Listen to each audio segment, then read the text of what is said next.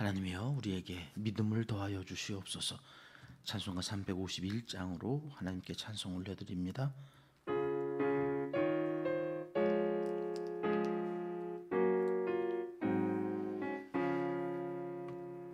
믿는 사람들은 주의 군사니 앞서가신 주를 따라갑시다.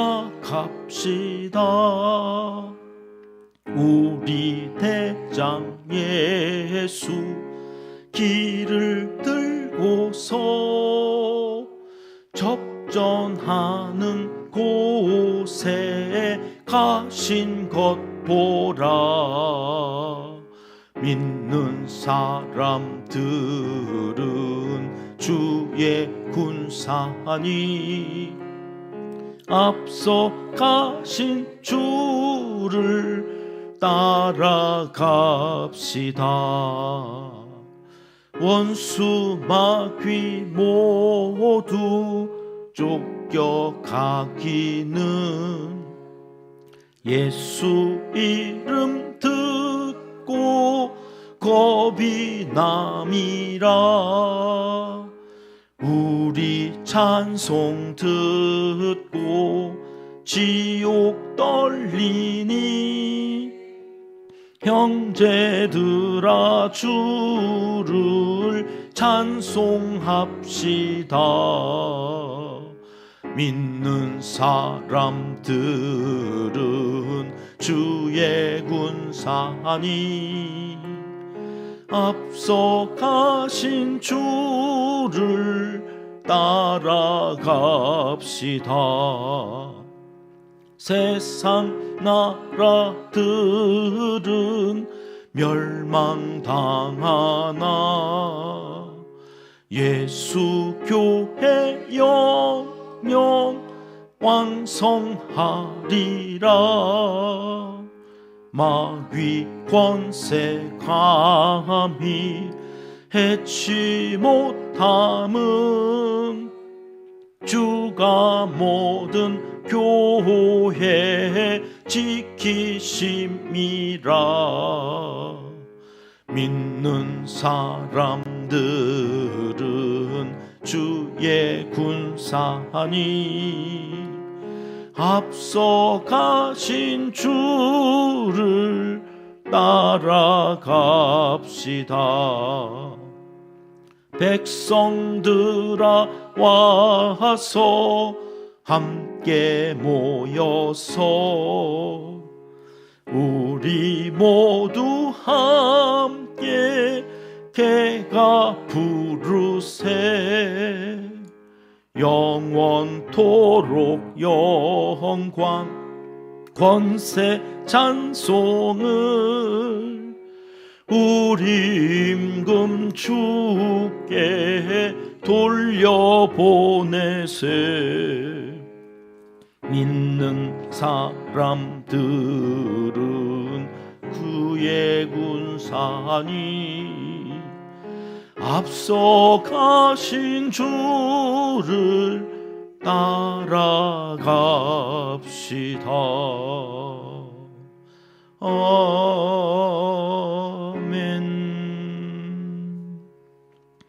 이 새벽 주시는 하나님의 말씀은 잠언 11장입니다. 1절과 2절 말씀 함께 읽겠습니다. 속이는 저울은 여호와께서 미워하시나 공평한 추는 그가 기뻐하시느니라. 교만이 오면 욕도 오거니와 겸손한 자에게는 지혜가 있느니라. 아멘. 잠언은 9장까지가 한 단락이라고 그랬습니다. 지혜가 무엇이고 그 지혜를 얻으면 어떤 복이 임하는지를 가르쳐 주시는데, 그러면 그렇게 지혜를 사모하고 지혜를 얻어서 그 복을 받아야 되겠다. 그리고 그 복을 받는다 하니까 그 지혜를 사모하고 따라가면 되는데 많은 사람들이 그 지혜를 따르지 않는다 그랬습니다. 왜 그런다고 그랬죠? 음녀가 있어서. 지혜만 부르는 것이 아니라 음녀의 말이 더 달콤하고 우리의 눈과 귀를 더 끌어당기는 그 묘미가 있어서 많은 사람들은 지혜가 아니라 음녀의 미혹에 따른다. 그래서 어제 10장부터는 하나님께서 아예 체크리스트를 만들어 주신다고요. 네가 지금 어디에 있느냐? 너는 지혜를 따라가고 있느냐? 음녀를 따라가고 있느냐? 한번 체크해봐라. 그래가지고 매 구절마다 대조되어지는 대꾸법으로 말씀을 하신다. 오늘 11장도 그런 형식을 따라서 우리에게 말씀을 하시는데, 어제 오늘 10장 11장을 읽으면서는 저한테 그런 마음이 들었어요. 야, 우리 하나님이 이렇게 자상하시다, 이렇게 자상하시다. 천국 가는 길을 이렇게 세세하게 우리로 하여금 체크하라고 말씀을 해주시는구나. 대충 뜬구름 잡는 것처럼 두루뭉술하게 말씀하지 않으세요. 쭉 가다가 신호등 2개 지날 거거든. 그러면 좌회전을 해. 그러면 바로 또 우회전을 해서 그 빨간 벽돌집 그 사이로 샛길로 들어가야 돼. 그러고 가다 보면 4번째 파란 대문이 나오거든. 거기에서 뒤를 돌아봐. 이렇게 뭔가 구체적으로 세세하게 디테일하게 말씀해 주신다. 왜 그러실까? 우리를 그만큼 사랑하시는 거죠. 혹시라도 잘못된 곳으로 가서 돈 낭비, 시간 낭비, 어떨 때는 아예 못 돌아오기도 할까 봐 하나님께서 우리를 얼마나 사랑하시는지 세세하게 10장과 11장에서는 그렇게 구체적으로 말씀을 하신다. 11장은 특히 다른 사람과의 인간 관계에서 명심해야 하는 지혜를 말씀하시거든요. 우리는 다른 사람들과의 관계를 어떻게 맺어야 참된 그리스도인으로 지혜자로 살아갈 수 있는가? 1절을 다시 한번 볼까요? 같이 읽습니다. 속이는 저울은 여호와께서 미워하시나 공평한 추는 그가 기뻐하시느니라. 옛날에 저울이라고 하는 게 지금처럼 0.01g까지 다 이렇게 막 정확하게 무게를 재어주는 시절이 아니었잖아요. 그래서 추를 사용했어요. 추. 저런 이제 추를 달아가지고 그 추 상대 쪽에는 팔 물건 또는 살 물건을 이제 올려놓는 거잖아요. 쌀을 팔러 오면 저 1kg 추에 맞추어서 올라가면 균형이 이렇게 맞춰지니까 아, 이게 1kg이구나 이렇게 아는데, 당시에 이 장사꾼들이요 추를 3개를 가지고 있었다는 거예요. 1kg짜리 추가 있으면 1kg보다 조금 더 무거운 추를 갖고 있어요. 1.3kg짜리. 그리고 또 하나는 1kg보다 덜 나가는 거예요. 0.8kg 뭐 이런 식으로 200g이나 300g 정도로 이렇게 미묘한 차이가 나는 3개의 추를 가지고, 여러분 이 무거운 추는 언제 사용해요? 쌀을 팔러 온 사람한테 1.3kg짜리 추를 달아서 쌀을 이쪽에다 올려놓으면 많이 올라가요? 적게 올라가요? 많이 올라가요. 쌀을 많이 올려놓고는 1kg이라고 사는 거예요. 팔 때는 무슨 추를 가지고 팔까요? 0.8kg짜리. 그러면은 1kg보다 200g 정도 덜 쌀을 올려놓고 1kg으로 팔아요. 그러니까 쌀을 살 때는 많이 사요. 싼 값으로. 팔 때는 조금 비싼 가격으로 파는. 그렇게 속이는 저울을 가지고 추를 가지고 저울로 해서 많은 이문을 남겨 먹었다. 그런 거예요. 그래서 성경은 그렇게 하지 말라는 거죠. 그러나 그것이 지혜라고 생각해요? 아니라고 생각해요? 아니라고 생각해요. 지혜는 뭐예요? 싸게 사가지고 비싸게 팔아가지고 이문을 많이 남겨서 내가 빨리 부자가 되는 거죠. 왜요? 그래야 11조 많이 할 수 있잖아요.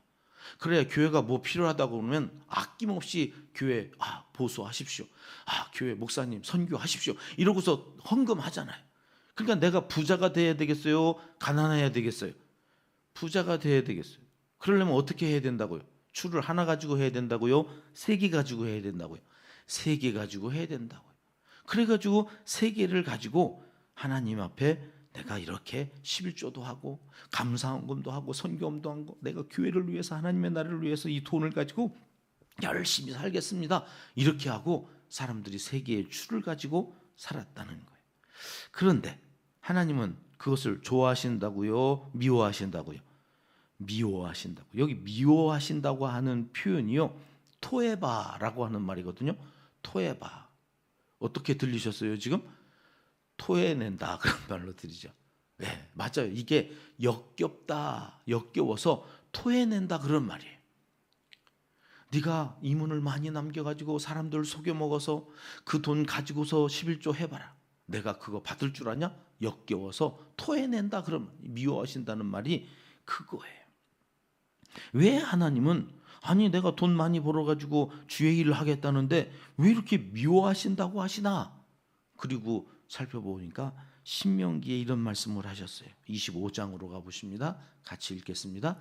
너는 내 주머니에 두 종류의 저울추 곧 큰 것과 작은 것을 넣지 말 것이며 내 집에 두 종류의 돼 곧 큰 것과 작은 것을 두지 말 것이요 오직 온전하고 공정한 저울추를 두며 온전하고 공정한 되를 둘 것이라. 그리하면 내 하나님 여호와께서 내게 주시는 땅에서 내 날이 길리라. 이런 일들을 행하는 모든 자, 악을 행하는 모든 자는 내 하나님 여호와께 가증하니라. 가증해. 추를 여러 개 가지고서 이렇게 저렇게 사람들을 속여먹고 자기가 부를 축적해서 그걸 가지고 또 좋은 일 하겠다고 하나님 앞에 나와봐야 하나님은 그거 가증하다. 그래서 토해내시겠다. 그런 말씀을 하셨어요. 왜 이러시는 걸까? 여러분, 우리가 사람에게 하는 것을 사람에게 한다고 보시지 않는다는 거죠. 하나님은 네가 이웃에게 하는 그 모든 것들을 누구에게 한다고 보신다는 거예요? 하나님께. 그래서 하나님은 하나님을 사랑하고 내 이웃도 사랑하라. 어린 소자에게 한 것이 내게 한 것이고, 이 구약의 모든 율법을 정리하면 첫째가 하나님을 사랑하라고, 둘째가 내 이웃을 사랑하라 하는 것이라고 예수님께서 말씀하신 바와 같은 거죠. 하나님만 잘 믿고 섬기면 되지 뭐 사람들하고도 그렇게 잘 지내라고 하시나? 예, 사람에게 한 것을 하나님은 자기에게 한 것이라고 여기시기 때문에 이렇게 말씀을 하시는 거다. 1절 다시 볼까요? 하반절이 이렇게 되어 있죠. 공평한 추는 그가 기뻐하시느니라. 공평한 추라는 얘기는 뭘까요? 추가 세 개가 아니라 하나라는, 이 매일반, 이 사람에게도 똑같은 거, 저 사람에게도 또 살 때나 팔 때나 똑같은 추를 가지고 장사하는 것, 사람들을 대하는 것, 그것을 하나님이 기뻐하신다. 여러분, 하나님이 기뻐하시는 거 그렇게 어렵지 않아요. 그냥 하나 가지고 살면 돼요. 이 사람에게나 저 사람에게나 차별이 없어요. 똑같이 지난 주일날 야곱이 자기에게 있는 축복권을 가지고 12아들들을 다 축복하는 것을 봤죠. 자기 마음에 드는 아들도 있고 마음에 들지 않는 아들도 있었을 터인데 마지막 자기의 온 에너지를 다 끌어모아서 축복하는 야곱의 모습 속에서 하나님의 사람이 끝까지 해야 하는 사명이 이것이구나.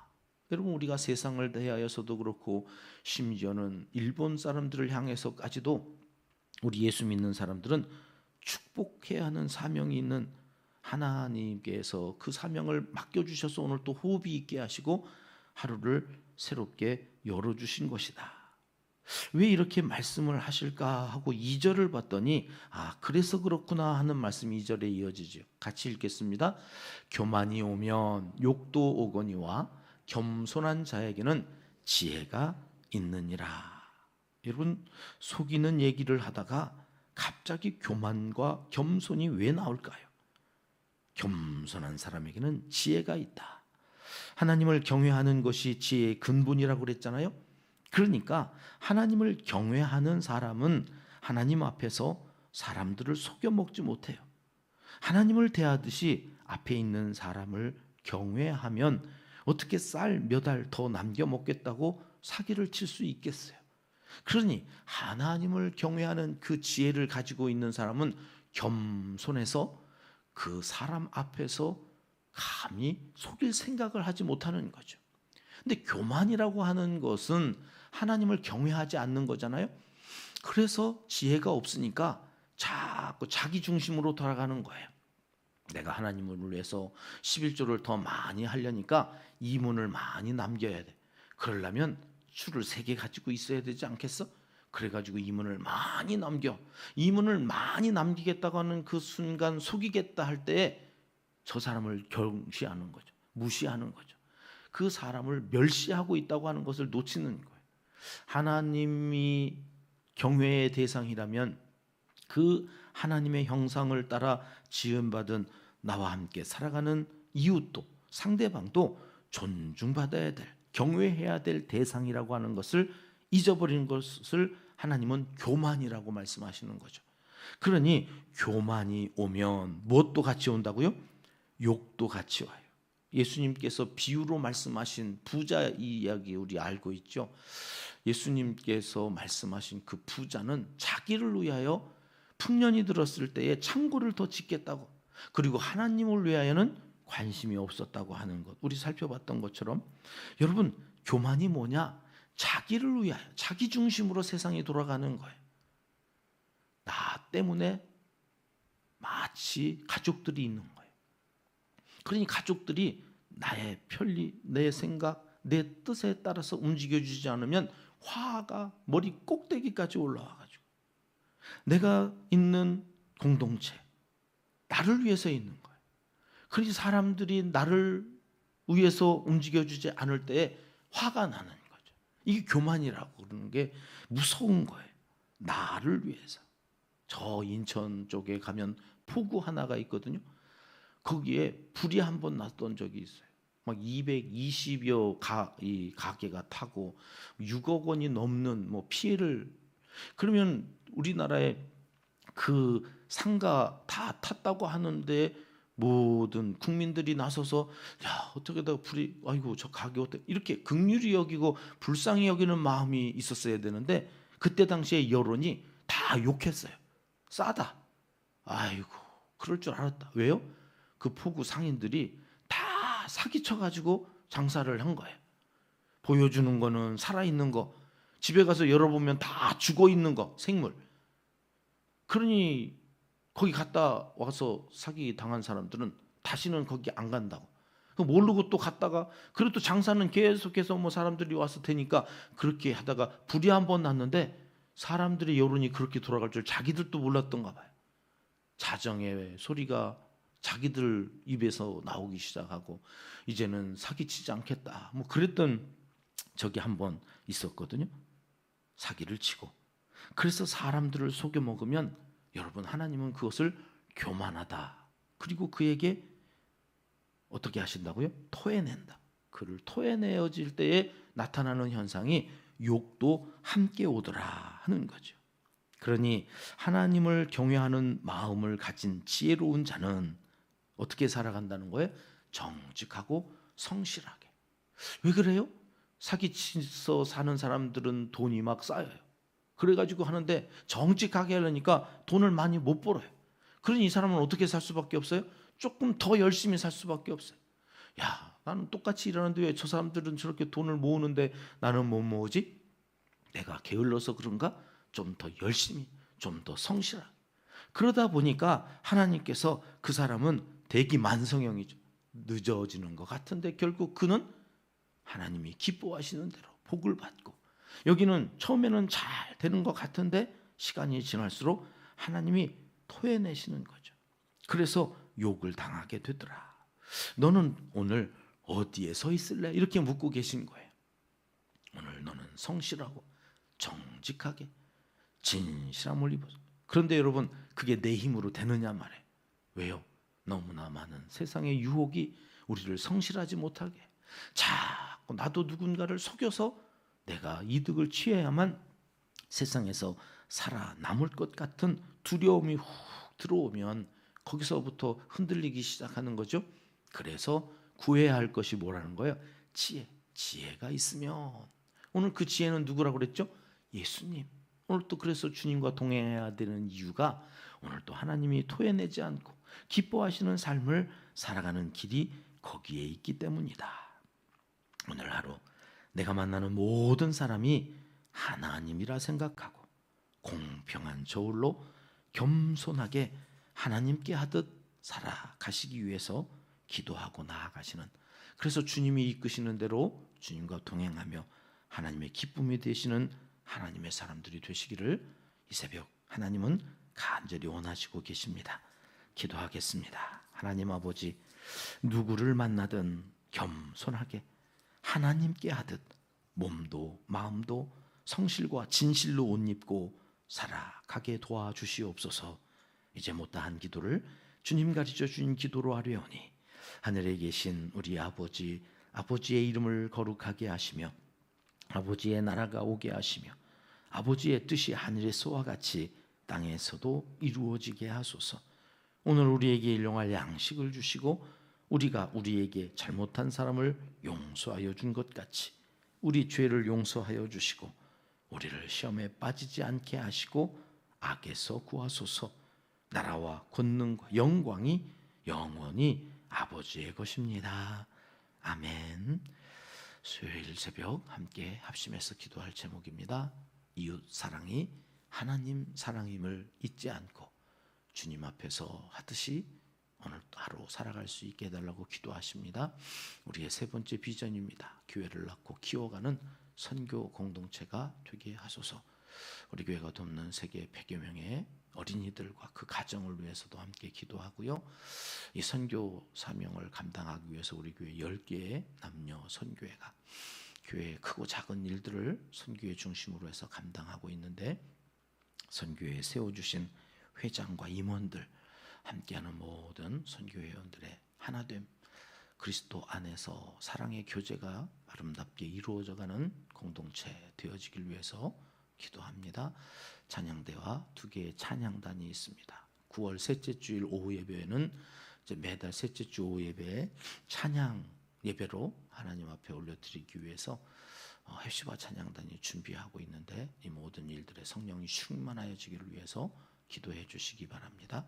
태국의 김상혜 선교사님, 대만의 조나단 선교사님, 중국 빛된 교회의 김영실 목사님과 공주 새소망교회 조건호 목사님을 위해서 오늘은 이름을 부르며 한 번씩 기도하겠습니다. 이재민들과 환우들을 위해서 계속 기도합니다. 오늘 우리 교회 수요 저녁 예배는 1년에 한 번 파트타임 사역자들이 설교하는 수요 예배인데요. 김은혜 전사님 이제 신대원 막 들어가셔서 작년 설교는 오늘 처음 하시는 거예요.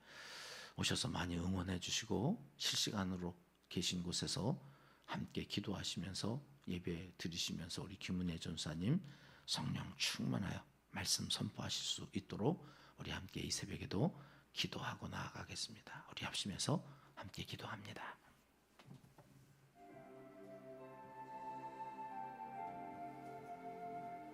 참 좋으신 우리 아버지 하나님 감사합니다.